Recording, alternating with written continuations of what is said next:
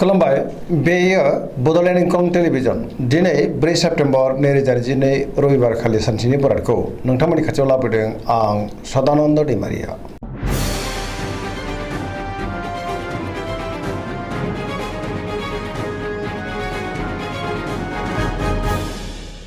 सिगां फरायनो लादों मेष राशि गिबि हांखो अ ल।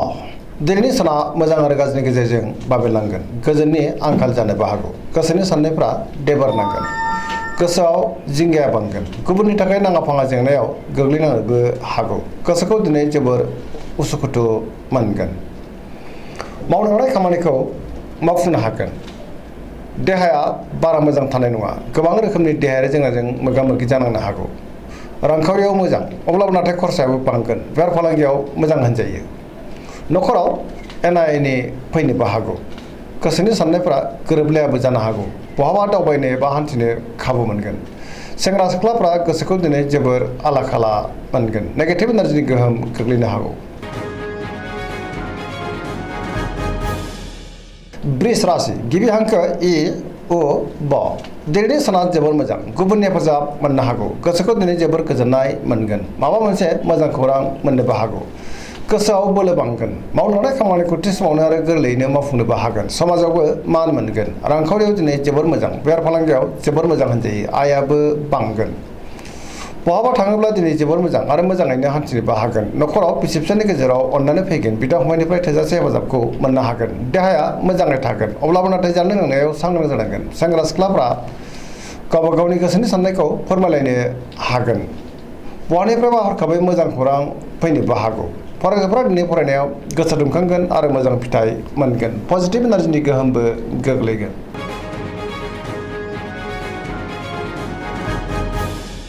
मिथुन राशि गिबि हांखो ख स। दिनैनि साना जोबोर मोजां। जेरावबो जाफुंसारगोन। पजिटिभ एनार्जिनि गोहोम गोग्लैगोन। गोसोखौ दिनै जोबोर गोजोननाय मोनगोन। गुबुनजों मोजां सोमोन्दो लाखिनो रोंगोन। गोबां खामानियाव दिनै मुखुबबो थागोन। देहाया मोजाङै थागोन। रांखावरियाव जोबोर मोजां। बेफार फालांगियावबो जोबोर मोजां होनजायो। न'खराव दिनै अननानै फैगोन। समाजाव बयजोंबो अनसायजागोन।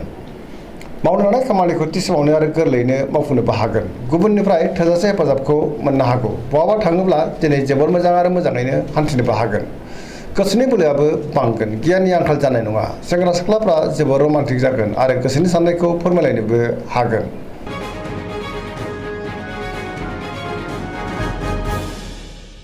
कर्कट राशि गिबि हांखो द ह। दिनैनि साना जोबोर मोजां। गोसोखौ दिनै जोबोर गोजोननाय मोनगोन। मावनो हानाय खामानिखौ थि समावनो आरो गोरलैयैनो मावफुंनोबो हागोन। रांखावरियाव दिनै जोबोर मोजां नाथाय अब्लाबो खरसायाबो बांगोन। बेफार फालांगियाव जोबोर मोजां। आरजिनाय धोनखौ दिनै दोनथुमनो हागोन। बहाबा थाङोब्ला दिनै जोबोर मोजां आरो मोजाङैनो हान्थिनोबो हागोन। देहाया मोजाङै थागोन। गुबुननि हेफाजाबखौ मोननो हागौ। गुबुननि गोसोखौबो बोनो हागोन। न'खराव दिनै बिसि फिसायनि गेजेराव अननानै फैगोन। बिदा फंबायनिफ्राय थोजासे हेफाजाबखौ मोननो हागौ। गोसोनि साननायफ्रा मोगथाङाव जाफुंगोन। समाजावबो बयजोंबो अनसायजागोन। लाइमोनफ्रा जोबोर रमान्टिक जागोन आरो गावबा गावनि गोसोनि साननायखौ फोरमायलायनोबो हागोन।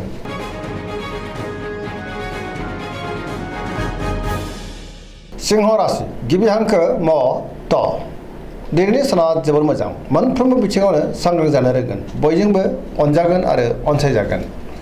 गोबां मोजां खाबु फैनोबो हागौ। गोसोखौ दिनै जोबोर गोजोननाय मोनगोन। सोरबा गोजाम लोगोजों बहाबा लोगो मोनज्लायगोन। मावनो हानाय खामानिखौ थि समावनो आरो गोरलैयैनो मावफुंनोबो हागोन। गोसोआ दिनै जोबोर रमान्टिक जागोन। रांखावरियाव जोबोर मोजां। गोबां धोन आरजिनोबो हागोन। अब्लाबो नाथाय खरसायाबो बांगोन। बेफार फालांगियाव जोबोर मोजां होनजायो। न'खराव दिनै अननानै फैगोन।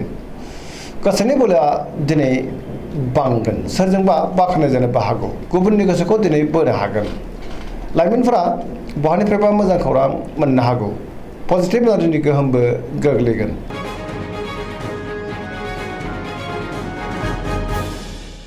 कन्या राशि गिबि हांखो प त। दिनैनि साना जोबोर मोजां। गोसोआव गोग्गो आरो गोथों साननाय फैगोन। गोबां रोखोमनि मोजां खौरां फैनोबो हागौ। रांखावरियाव दिनै जोबोर मोजां। गोबां मुलाम्फा मोननो हागोन। बेफार फालांगियाव जोबोर मोजां होनजायो। सोरबा गोदान सुबुंजों लोगो मोनज्लायनो हागौ। न'खराव दिनै अननानै फैगोन। फरायसाफ्रा फरायनायाव गोसो दुंखांगोन आरो मोजां फिथाइ मोनगोन। सेंग्रा सिख्लाफ्रा गावबा गावनि गोसोनि साननायखौ फोरमायलायनो हागोन। गोसोआबो दिनै जोबोर रमान्टिक जागोन।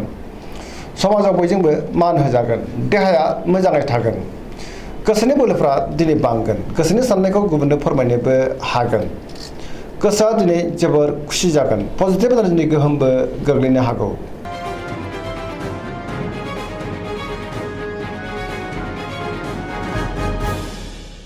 तुला राशि गिबि हांखो र ट दिनैनि साना जोबोर मोजां, गोसोआव गोग्गो आरो गोथों साननाय फैगोन, गोसोखौ दिनै जोबोर गोजोननाय मोनगोन, गोसोनि बोलोआबो बांगोन, मावनो लानाय खामानिखौ थि समावनो मावफुंनो हागोन, देहाया मोजाङै थागोन, अब्लाबो नाथाय जानाय लोंनायाव सांग्रां जानांगोन, रांखावरियाव मोजां, बेफार फालांगियावबो मोजां होनजायो, न'खराव बिसि फिसायनि गेजेराव अनलायनाय फैगोन, बिदा फंबायजों मोजां सोमोन्दो थागोन, समाजाव गोबां मान मोनगोन, गुबुननि थाखाय गोबां मोजां खामानि मावनानै होनोबो हागोन, फरायसाफ्रा दिनै फरायनायाव गोसो दुंखांगोन आरो मोजां फिथाइ मोनगोन, सेंग्रा सिख्लाफ्रा गावबा गावनि गोसोनि साननायखौ फोरमायलायनो हागोन आरो गोसोआ दिनै जोबोर रमान्टिक जागोन।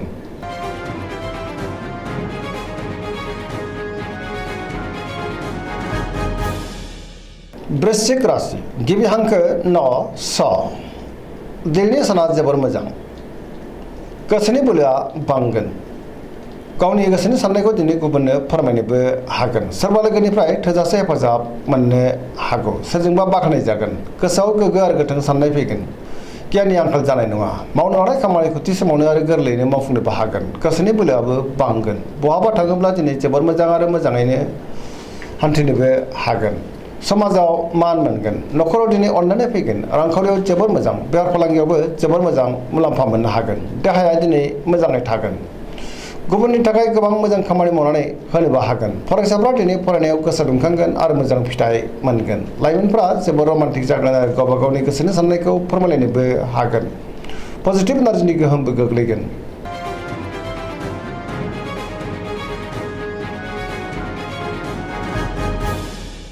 धनु राशि गिबि हांखो ध फ भ दिनैनि साना जोबोर मोजां, गोबां मोजां खाबु फैनोबो हागौ, गुबुननि हेफाजाब मोनगोन, गोसोआव पजिटिभ साननाय फैगोन, गोथों आरो गोग्गो साननो रोंगोन, गियाननि आंखाल जानाय नङा, पजिटिभ एनार्जिनि गोहोमबो गोग्लैगोन, सोरजोंबा बाख्नाय जागोन, धोरोमारि बिथिङावबो दिनै गोसो दुंखांगोन, मावनो लानाय खामानिखौ थि समावनो आरो गोरलैयैनो मावफुंनोबो हागोन, रांखावरियाव जोबोर मोजां, अब्लाबो नाथाय खरसायाबो बांगोन, बेफार फालांगियाव जोबोर मोजां मुलाम्फा मोनगोन, देहाया दिनै मोजाङै थागोन, न'खराव अनलायनाय फैगोन, बिदा फंबायनिफ्राय थोजासे हेफाजाब मोननो हागोन, लाइमोनफ्रा जोबोर रमान्टिक जागोन आरो गावबा गावनि गोसोनि साननायखौ फोरमायलायनोबो हागोन।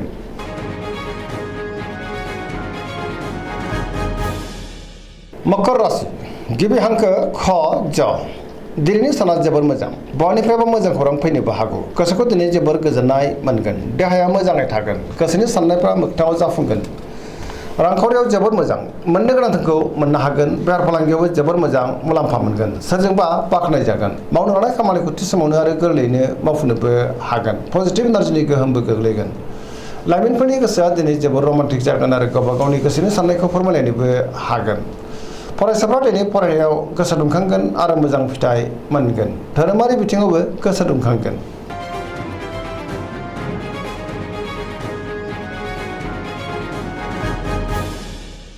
कुम्भ राशि गिबि हांखो ग स दिनैनि साना जोबोर मोजां, गोसोनि बोलोआ बांगोन, गावनि गोसोनि साननायखौ दिनै गुबुननो फोरमायनोबो हागोन, गोसोखौ जोबोर खुसि मोनगोन, मावनो लानाय खामानिखौ थि समावनो आरो गोरलैयैनो मावफुंनो हागोन, बहानिफ्रायबा हरखाबै मोजां खौरां फैनोबो हागौ, समाजाव मान मोनगोन, रांखावरियाव मोजां, बेफार फालांगियावबो मोजां होनजायो, देहाया दिनै मोजाङैनो थागोन, न'खराव बिसि फिसायनि गेजेराव अनलायनाय फैगोन, गोसोनि साननायफ्रा मोगथाङाव जाफुंगोन, सेंग्रा सिख्लाफ्रा जोबोर रमान्टिक जागोन आरो गावबा गावनि गोसोनि साननायखौ फोरमायलायनोबो हागोन।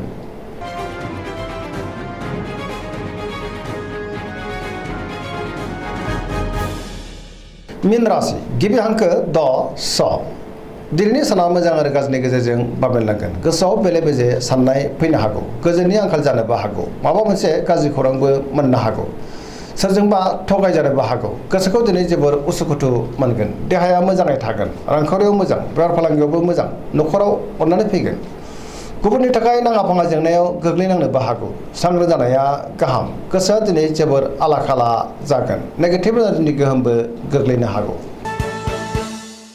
दिनैनि राशि फरायनाया एसेनोसै, जोबनायाव बेखौनो खावलायो जाहाथे नोंथांमोना सानफ्रामबो जोंनि बे बड'लेण्ड इंखं टेलिभिजनखौ नायबाय थायो आरो साबस्क्राइब खालामो, लोगोसे लाइक खालामो आरो शेयार खालामो। एसेनोसै, गोजोन्थों।